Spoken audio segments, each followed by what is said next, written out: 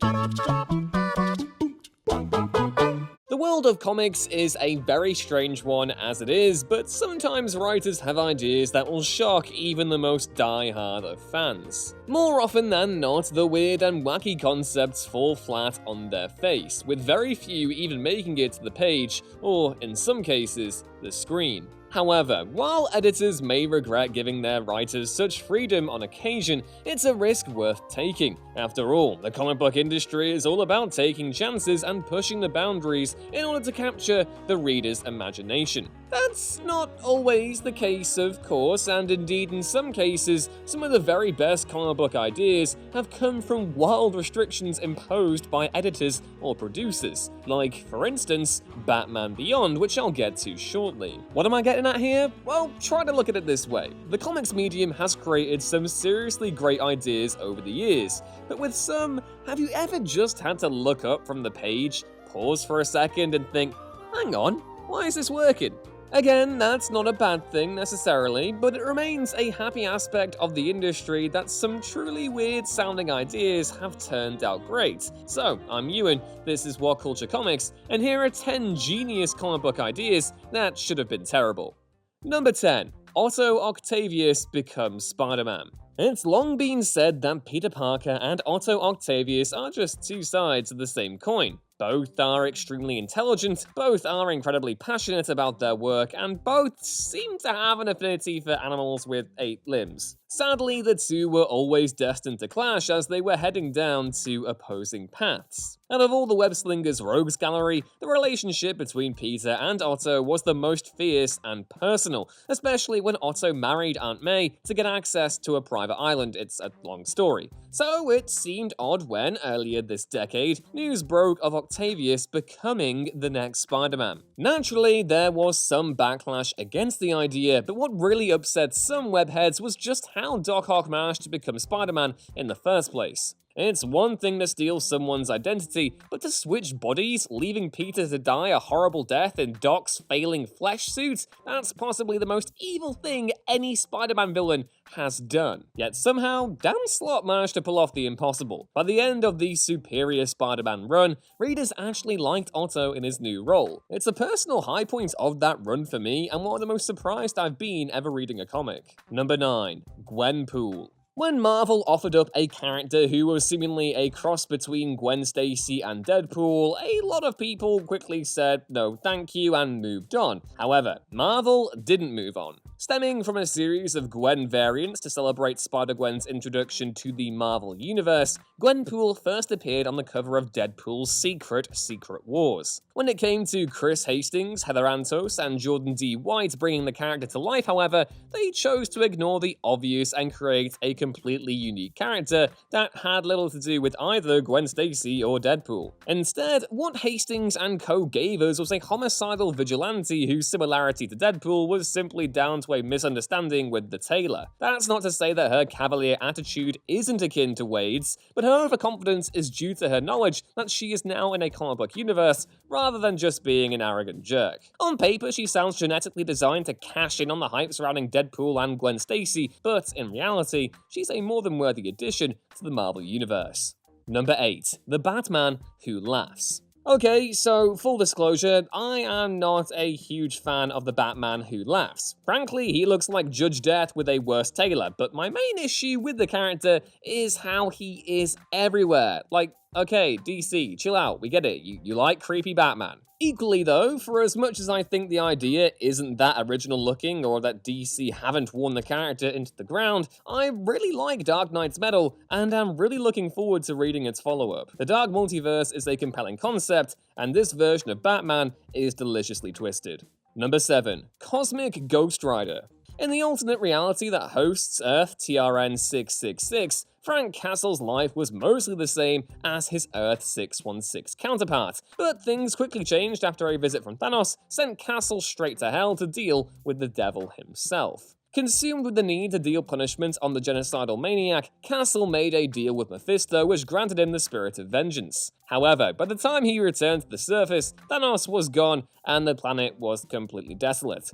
It wouldn't be until a wounded Galactus imbued him with the power cosmic that the Punisher became the Cosmic Ghost Rider. Now, the idea of a cosmic Ghost Rider specifically isn't inherently iffy, nor is the "would you kill baby purple Hitler" premise of his first story arc. In fact, it's the exact opposite. The thing about Cosmic Ghost Rider that shouldn't work is that he's the Punisher, and that he's also the sole survivor of Earth after Thanos decided to murder the crap out of everyone living there. That kind of premise is ridiculously dark, but Donny Cates and Jeff Shaw managed to bring enough levity and style to the idea to make it work. Now, Cosmic Ghost Rider is one of the coolest characters in Marvel's library, even if the initial premise would have done more than enough to raise a few eyebrows.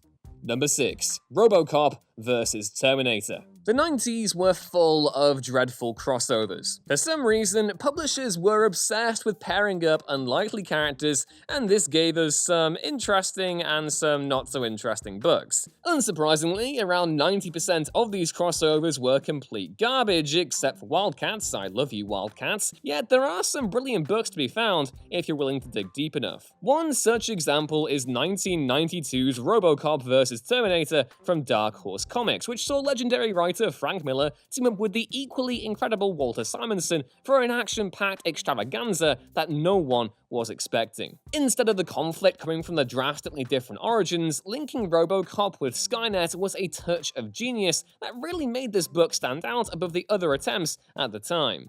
Number 5. Infinity Gauntlet. There's no denying the MCU has given the source material a great boost in terms of exposure, and the Infinity Saga will go down in history as one of the finest examples of superhero movies. But the story seems a little bit silly when you find out the true reason for Thanos' actions in the comics. Dive into Jim Starlin's epic Infinity Gauntlet arc, and you'll find that the plot is actually about a man who can't deal with rejection, as his many attempts to literally court death fail miserably. There's no reason that Thanos tries to get a girlfriend should have turned into one of comics' most iconic stories, yet somehow Starlin managed to take this simple premise and turn it into a catastrophic event that saw the universe's heroes attempt to bring back the billions of lives that were lost in the carnage. Number 4. HBOs Watchmen.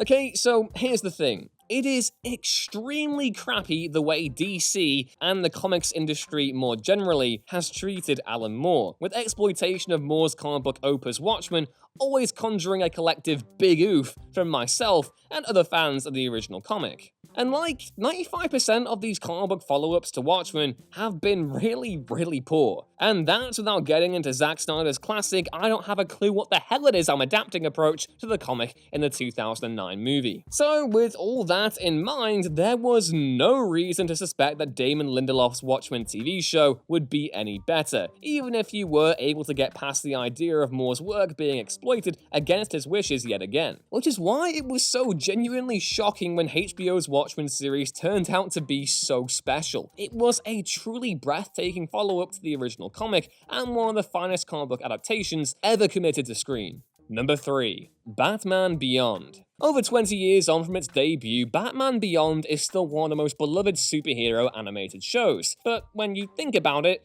it really shouldn't have worked. The idea of Bruce Wayne being benched for some unknown teenager seems insane, let alone one who lived in a cyberpunk-inspired neo-Gotham that looked more at home in Ridley Scott's Blade Runner than it did in any of DC's classic comics. Having retired years earlier, Bruce is now a 70-year-old recluse, holed up alone in Wayne Manor, while Gotham is left to fend for itself. That is, until Terry McGinnis stumbles across the old man's secret and manages to steal the Batsuit. After hearing the kid out, Bruce gives his blessing for Terry to take over as the Batman, with Bruce as his man in the chair. I absolutely adore Batman Beyond, but in the hands of different creators, I sincerely doubt it would ever have come together. Number 2. Peter talks to a spider. There's a reason we tend not to see Peter Parker interact with his animal counterparts, even though it's definitely something he would try to do while no one is watching. While spiders are pretty cool animals, they aren't the most interesting creatures to feature in a superhero story. Overall, not much to talk about, and definitely not something that would make comics fly off the shelves. Yet, when the web-slinger made a surprise appearance during Donny Cates' run on Doctor Strange,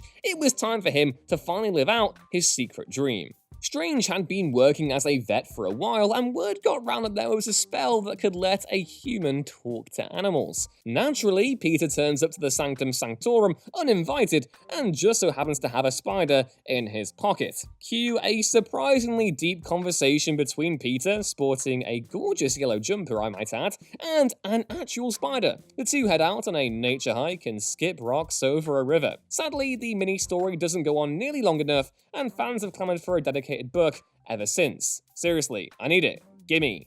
And number 1, Spider-Man. Just Spider-Man. Speaking of the web slinger, imagine turning up to a pitch meeting and your biggest idea is a teenager who was bitten by a spider, giving him superhuman powers. It sounds absolutely ridiculous, right? Well, that's exactly what Stan Lee's boss thought when the idea was first pitched. Yet here we are, almost 60 years later, and Peter Parker is one of the most recognizable names in the whole world. Now, Spidey's origin story isn't quite as unbelievable as, say, Bruce Banner being doused in radioactive material from a giant gamma bomb and not immediately dying, but it's still pretty odd when you think about it. Here's a kid going through puberty who is now responsible for maintaining peace in one of the biggest cities on Earth, and for some reason, being bitten by a spider is the thing that can help him do it. Even stranger is the choice of animal, considering spiders are one of the most common phobias across the entire globe. And yet, it all came together. Stan Lee and Steve Ditko pioneered Marvel's world outside your window approach by telling the story of a teenage wallflower with relatable everyday problems who just so happens to be able to do